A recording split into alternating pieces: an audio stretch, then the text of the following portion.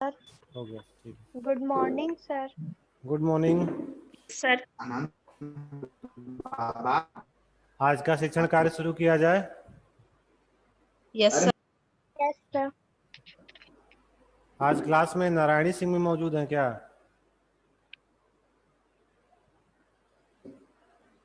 Yes sir. अरे अब तक कहाँ थी नारायणी?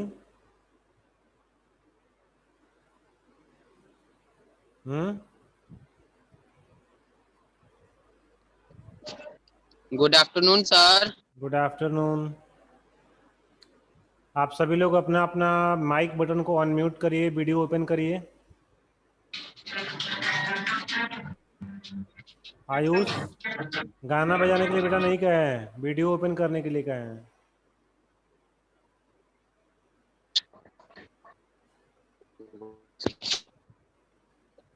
चलिए, आज हम सब पढ़ेंगे सर्वनाम। कल कारक पढ़े थे, कारक में किसी कुछ पूछना है? कोई ऑब्जेक्शन, कोई कंफ्यूजन? कारक में किसी को किसी प्रकार की कोई शंका हो तो कोई पूछ सकता है अभी भी। No sir. ठीक है, सबको समझ में आया? Yes sir. चलिए, अब हम लोग सर्वनाम पढ़ेंगे। सर्वनाम जो शब्द संज्ञा के बदले में प्रयोग किए जाते हैं उनको सर्वनाम कहते हैं। ठीक है, ये परिभाषा आप लोग बचपन से ही पढ़ते आए हैं। एक बार फिर हम लोग सर्वनाम का अध्ययन करेंगे थोड़ा विस्तृत स्तर पर, क्योंकि अब आप लोग 8वीं कक्षा में आ गए हैं तो थोड़ा सा आपका सिलेबस पहले के मुकाबले कुछ कठिन जरूर होगा। तो सर्वनाम की परिभाषा मैं एक बार फिर से रिपीट कर रहा हूं कि जो शब्द संज्ञा के बदले में प्रयुक्त किए जाते हैं उन्हें सर्वनाम कहते हैं। सर्वनाम के भेद, सर्वनाम के कुल कितने भेद होते हैं बताएंगे आप सब लोग? सर्वनाम के कुल कितने भेद होते हैं? 6। सर्वनाम के कुल 6 भेद होते हैं। कौन कौन बताते चलिए आप लोग। व्यक्तिवाचक सर्वनाम, निश्चयवाचक सर्वनाम, वाचक सर्वनाम, पुरुषवाचक, निश्चयवाचक, अनिश्चयवाचक, प्रश्नवाचक, निश्चयवाचक, निजवाचक। संबंधवाचक और निजवाचक। Yes sir. ठीक है, सीरियल नंबर वाइज आप लोग याद करिए और कोई पूछे तो सीरियल नंबर वाइज बताइए। ठीक है, तो सर्वनाम की परिभाषा हमने जान ली, सर्वनाम के भेदों की संख्या हमने जान ली। अब उन भेदों के बारे में बारी बारी से पढ़ा जाएगा। ठीक है, तो सबसे पहला जो क्रम आता है वह होता है पुरुषवाचक का।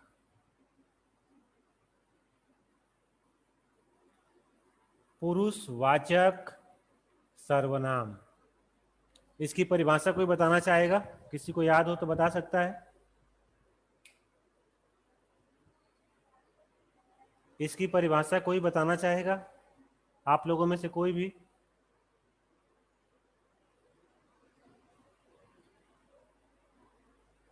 कोमल, आदित्य कुमार, यस सर। इसमें से कोई भी परिभाषा बताना चाहेगा जितने लोग ऑनलाइन क्लास में उपस्थित हैं?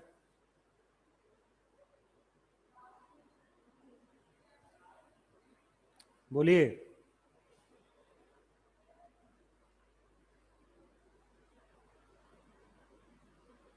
सुनिए, आप लोग तो बताएंगे नहीं, मैं ही बताता चलता हूं। जो शब्द बोलने वाले, सुनने वाले या किसी तीसरे व्यक्ति के लिए प्रयोग किए जाते हैं वो पुरुषवाचक सर्वनाम होते हैं। फिर से सुनिए, जहां जो सर्वनाम शब्द बोलने वाले या किसी सुनने वाले या किसी तीसरे व्यक्ति के बारे में या तीसरे व्यक्ति के स्थान पर प्रयुक्त किए जाते हैं वो क्या होते हैं? वो पुरुषवाचक सर्वनाम होते हैं। जैसे मैं, तुम, वह, उन्होंने, वे आदि। तो अब हम पढ़ेंगे पुरुषवाचक सर्वनाम के भेद। इसके भी 3 भेद होते हैं, ध्यान दीजिए। एक होता है उत्तम पुरुष, उत्तम, मध्यम और अन्य। उत्तम, मध्यम और अन्य पुरुष। ध्यान दीजिए इसको। जो शब्द किसी बोलने वाले, सुनने वाले या किसी तीसरे व्यक्ति के लिए प्रयुक्त होते हैं उन्हें पुरुषवाचक सर्वनाम कहते हैं। पुरुषवाचक सर्वनाम के 3 भेद होते हैं, उत्तम पुरुष, मध्यम पुरुष, अन्य पुरुष। सबसे पहले जान लीजिए कि हम उत्तम पुरुष किसे कहते हैं, उत्तम पुरुष की परिभाषा क्या होती है। जो व्यक्ति बोलता है, 2 लोग बात कर रहे हैं तो एक सुनेगा एक बोलेगा, तो बोलने वाले को क्या बोलते हैं, उत्तम पुरुष, सुनने वाले को मध्यम पुरुष, और जिसके बारे में बात की जाती है वो अन्य पुरुष। याद रखिए, हमेशा बोलने वाला व्यक्ति क्या होता है, उत्तम होता है, सुनने वाला क्या होता है, मध्यम होता है, और जिसके बारे में बात की जाती है वो क्या होता है, वो अन्य पुरुष होता है। ठीक है, किसी को कुछ पूछना है इसमें? किसी को इसमें कुछ पूछना है? No sir. समझ में आया सबको? सर। समझ में सबको आया? चलिए बताइए। Yes sir. Yes sir. उत्तम पुरुष किसे कहते हैं? सर एक बार रिपीट कर दीजिए। अब मैं पहले पूछ रहा हूँ, बोलने वाले। उत्तम पुरुष किसे कहते हैं? अर्पिता गिरी बताएंगी। सर बोलने वाले, लिखने वाले, नहीं, स्वयं वो तो अपने लिए पुरुषवाचक जिन सर्वनाम है, वो सर्वनामों तो का प्रयोग करते हैं। क्या चीज? फिर से बोलिए, फिर से बोलिए। बोलने वाले, लिखने वाले, हम्म, बोलने वाला, लिखने वाला स्वयं अपने लिए जिन सर्वनामों का प्रयोग करते हैं उन्हें उत्तम पुरुष कहते हैं। ठीक है। आयुष बताएंगे, मध्यम पुरुष किसे कहते हैं? आयुष।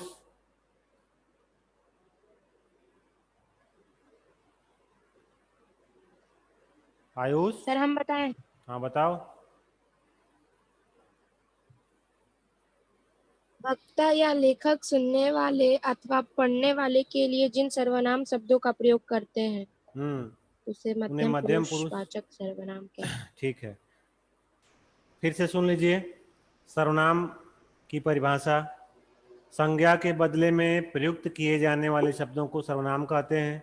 सर्वनाम के 6 भेद होते हैं, पुरुषवाचक सर्वनाम, निश्चयवाचक सर्वनाम, अनिश्चयवाचक, प्रश्नवाचक, संबंधवाचक और निजवाचक।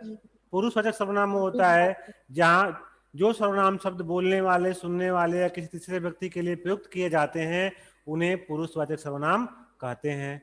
पुरुषवाचक सर्वनाम के 3 भेद होते हैं, उत्तम पुरुष, मध्यम पुरुष और अन्य पुरुष। उत्तम पुरुष वह होता है जो बोलता या लिखता है, स्वयं के लिए प्रयोग करता है। जो सुनता है वो मध्यम होता है, और जिसके बारे में प्रथम और मध्यम बात करते हैं वो क्या होता है, अन्य होता है। अन्य। ठीक, अब किसी को इसमें कुछ पूछना है? उत्तम पुरुष मतलब जो बोलता या लिखता है। ठीक, अब हम दूसरा पढ़ेंगे, निश्चयवाचक।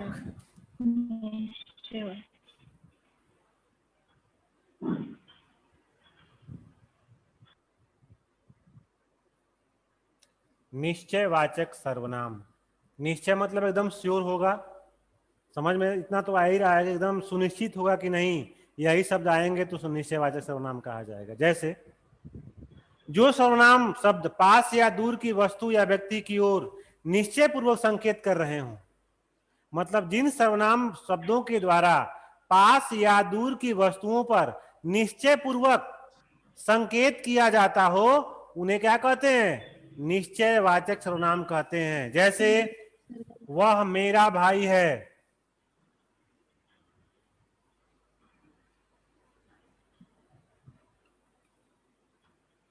ऐसा लग रहा है कि वहां दूर कोई व्यक्ति खड़ा है जिसको संकेत करते हुए कहा जा रहा है कि वह मेरा भाई है ना। दूसरा उदाहरण है, यह तुम्हारी घड़ी है, मतलब उस व्यक्ति को पता है कि जो घड़ी वहां पे रखी गई है वह किसकी है, और उसको संकेत करते हुए बता रहा है कि यह घड़ी तुम्हारी है। तो इन 2 शब्दों में निश्चित निश्चितता प्रकट हो रही है, सुनिश्चितता प्रकट हो रही है, इसलिए यहां पर सर्वनाम का कौन सा भेद हो जाएगा? निश्चयवाचक। निश्चयवाचक सर्वनाम। यहाँ सर्वनाम का कौन सा भेद हो जाएगा? निश्चयवाचक। निश्चयवाचक। ये समझ में सर, आया? इसमें निश्चयवाचक इसमें सर्वनाम कुछ पूछना है? दोनों सर। चलिए अब हम लोग पढ़ेंगे अनिश्चयवाचक।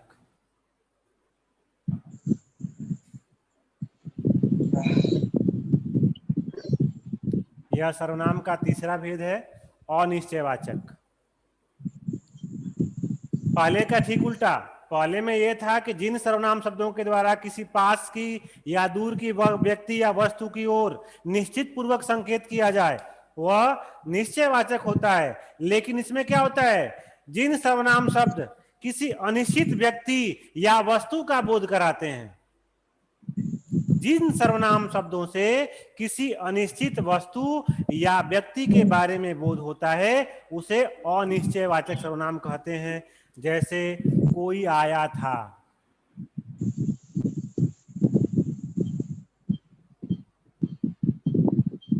कोई आया था। तो कोई आया था मतलब जानकारी है कौन आया था? अभिषेक यादव आए थे कि अभिषेक गिरी आए थे, आदित्य कुमार गुप्ता आए थे? किसी को जानकारी है? जानकारी यहाँ पर निश्चित नहीं है, इसलिए कौन सा सर्वनाम होगा? यह अनिश्चयवाचक। दूसरा उदाहरण है, किसी को बुला लाइए। किसी के बारे में कहा जा रहा है, किसी निश्चित व्यक्ति के बारे में बताया जा रहा है कि उनको बुला लाइए, नहीं ना? किसी को मतलब जो भी मिले, किसी को बुला लाइए, कोई निश्चित यहाँ पर नहीं है। दाल में कुछ गिर गया है, पता नहीं ना दाल में कंकड़ गिरा है कि नमक गिरा है कि क्या मिट्टी गिरी है, लेकिन दाल में कुछ गिर गया है। यहाँ पर निश्चय नहीं है, यहाँ पे संभावना है, इसलिए कौन सा सर्वनाम होगा? यह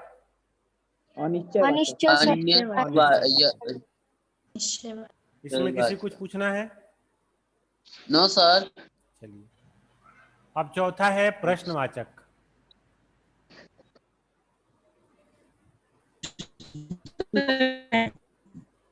चौथा है प्रश्नवाचक।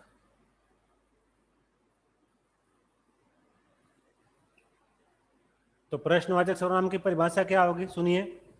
जो सर्वनाम शब्द किसी वस्तु या व्यक्ति क्रिया के संबंध में प्रश्न करने के लिए प्रयुक्त होते हैं वे सर्वनाम कहलाते हैं, प्रश्नवाचक सर्वनाम कहलाते हैं। जैसे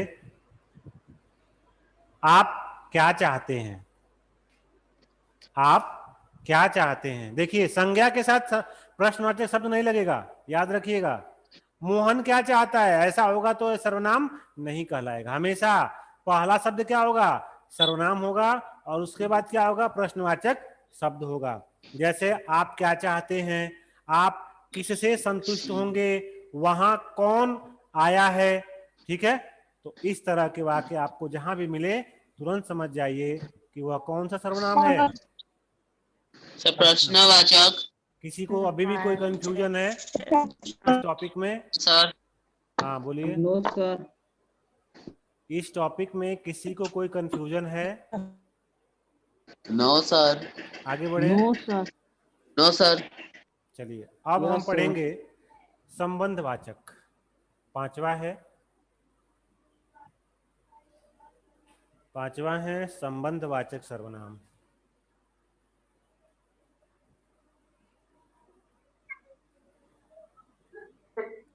ये पांचवा भेद है।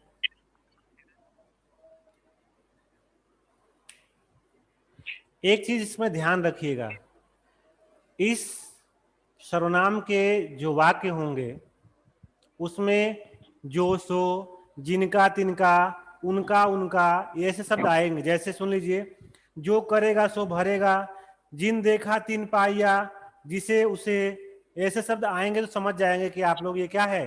संबंधवाचक है। सुनिए परिभाषा क्या है इसकी।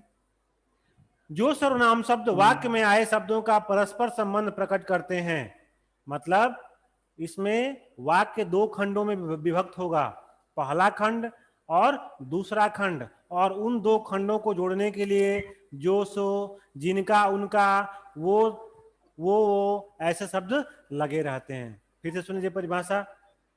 जो सर्वनाम शब्द वाक्य में आए शब्दों का परस्पर संबंध प्रकट करते हैं उन्हें संबंधवाचक सर्वनाम कहते हैं। जैसे तुम अपने यहाँ जिसे चाहो उसे बुलाओ, जिसे उसे, दो वाक्य है ना इसमें, अपने यहाँ जिसे चाहो उसे बुलाओ, जिसे उसे जोड़ा गया है।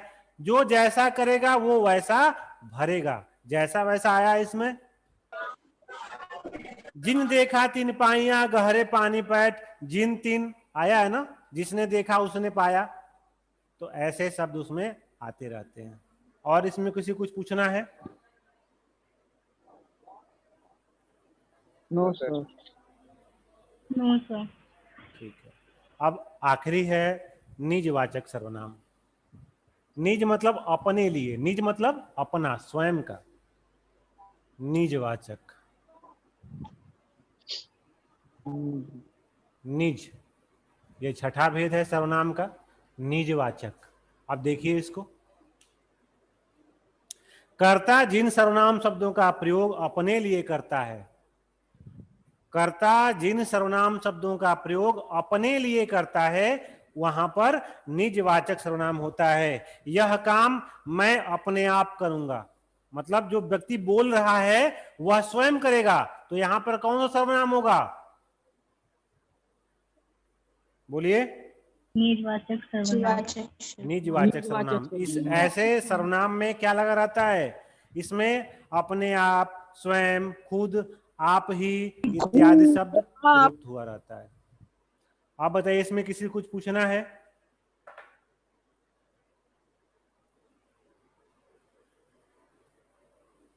बोलिए। No sir. No sir. चलिए, अब कुछ सर्वनाम में कुछ लिंग संबंधी रचनाएं हैं, मैं उनके बारे में बताऊंगा आपको कि कैसे आप लोग निर्धारण करेंगे कि वाक्य कैसे बनेगा। जैसे मैं लिख रहा हूं, वह मेरा मित्र है, ठीक है। यह वाक्य स्त्रीलिंग है कि पुल्लिंग है? बताइए। Sir pulling. पुल्लिंग। पुलिंग। अब इसको स्त्रीलिंग में बदलेंगे तो इसमें क्या चेंज करेंगे हम? सब मेरा। अगर इस वाक्य को हमको स्त्रीलिंग में बदलना होगा तो क्या परिवर्तन इसमें किया जाना चाहिए? बताइए। सब मेरी करेंगे। क्यों करेंगे? मेरी वो हम्म,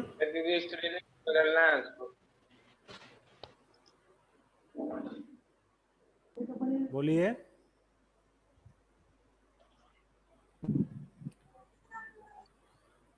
नियम बताइए क्यों करेंगे? तो स्त्रीलिंग में वो बदलना है। क्या?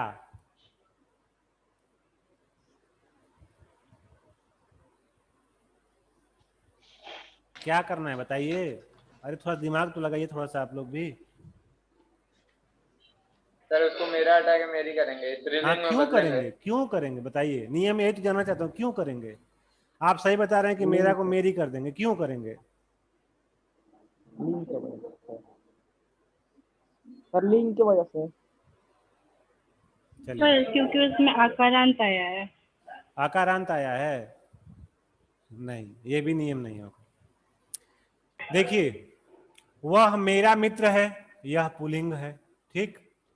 अगर इसको स्त्रीलिंग में बदलना है तो वह, ये स्त्रीलिंग और पुल्लिंग दोनों करता होगा, देखिए। लेकिन इसमें क्या होगा? इसमें जो निजवाचक शब्द है, निजवाचक, मेरा क्या है? निजवाचक है ना, मेरा। निज अपने बारे में प्रयोग कर रहा है कि नहीं कर रहा है वो? Yes sir. निजवाचक शब्द का प्रयोग कर रहा है कि नहीं यहाँ पर?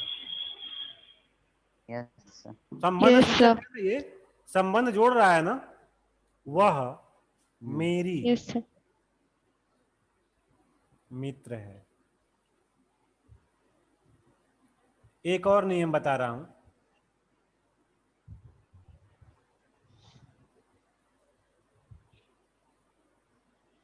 अच्छा ये बताइए, चिट्ठी और पत्र, इसमें से कौन पुल्लिंग है और कौन स्त्रीलिंग है? सर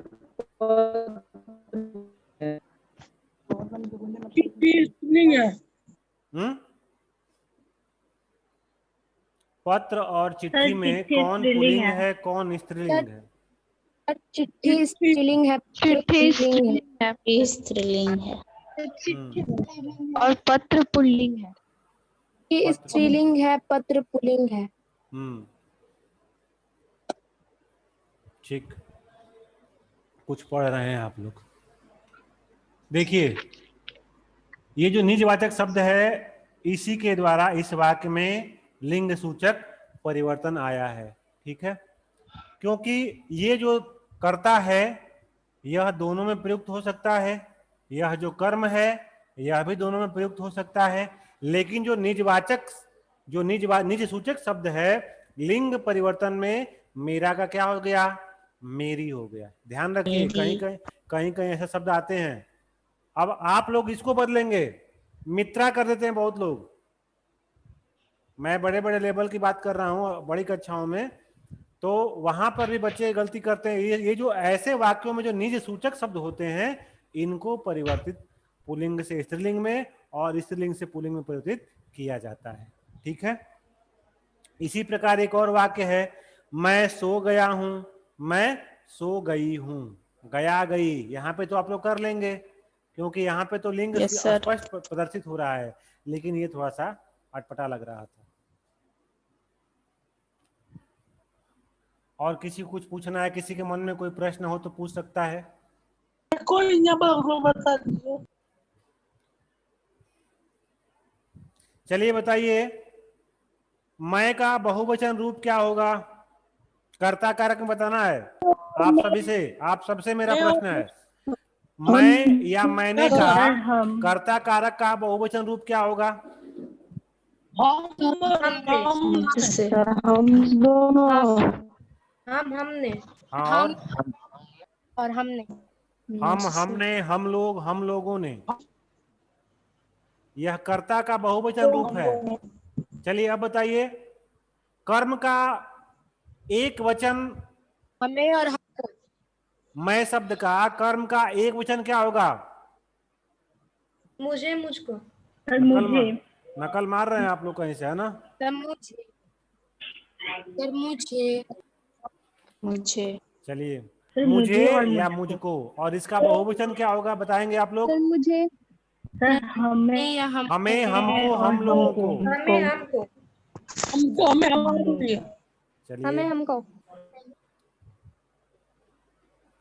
यह पुरुषवाचक था मैं शब्द के लिए। अब मैं पुरुषवाचक मध्यम पुरुष तू के लिए पूछ रहा हूं। चलिए, अधिकरण में बताएंगे एक वचन क्या होगा तू शब्द का? अधिकरण में सर तुझ में और तुझ पर। क्यों?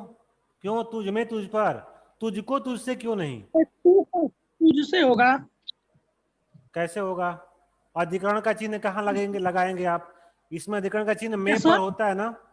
अधिकरण का चिन्ह भूलिए नहीं आप लोग। सर में पर होता है। हाँ, में पर होता है, तुझ में और तुझ पर। तुझ पर। हाँ, और संबंध क्या हो जाएगा इसका? तेरा तेरा, तेरी, रारेरी। रारेरी पढ़े हैं कि नहीं पढ़े हैं? काके की रारेरी, तो तेरा, तेरी, तेरे। ठीक, इसको नोट करना चाहेंगे आप लोग? नोट करना चाहेंगे इसको आप लोग? क्या बुक में है सबके? सबके बुक में है? Yes sir. और किसी को सर्वनाम के बारे में कुछ पूछना हो तो बता सकता है। किसी को कोई प्रश्न, किसी को कोई शंका?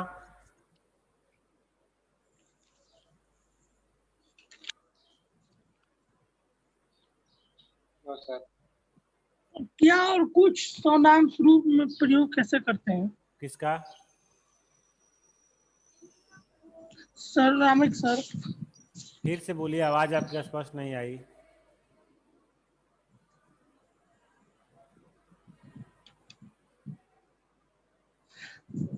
सर अनिश्चय और निश्चय में कैसे पहचानेंगे? हाँ, अनिश्चय और निश्चय कोई में वाक्य फर्क कैसे कर पाएंगे, है ना? तो निश्चय में आएगा तो किसी चीज को लेकर आप श्योर होते हैं कि यह जो पुस्तक है वह अभिषेक गिरी की है। ऐसा मत कहना मैं बस कह रहा हूं, तुम्हारी पुस्तक नहीं अभिषेक गिरी, ध्यान रखना। यह पुस्तक अभिषेक गिरी की है और यह निश्चयवाचक सर्वनाम हो गया। यह पुस्तक किसकी है, ठीक है? तो यह Confused है। प्रश्नवाचक भी हो जाएगा, यह पुस्तक किसकी है। लेकिन ये इसका बोलेंगे क्या, इस पुस्तक का मालिक कौन है, या किसने यह पुस्तक रखी है, ऐसे भी बोल सकते हैं। तो किसने भी, जिसके बारे में हम जानते नहीं वो क्या है, और निश्चय है, और जिसके बारे में हम जानते हैं वो क्या है, निश्चय है। निश्चयवाचक। समझ में आया? Yes sir. Mahavir Yadav ji, yes sir. थोड़ा सा चेहरा दिखाइए, वीडियो ओपन करिए। Yes sir.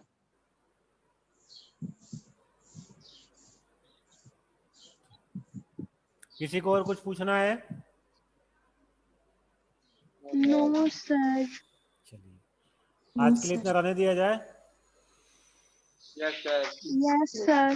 चलिए, आप सभी को शारदीय नवरात्र की हार्दिक शुभकामनाएं, ठीक है? सर आपको भी। ठीक है, और व्रत रहना है। अगर आप लोग व्रत रहेंगे तो 6 बार खाना मत खाइएगा।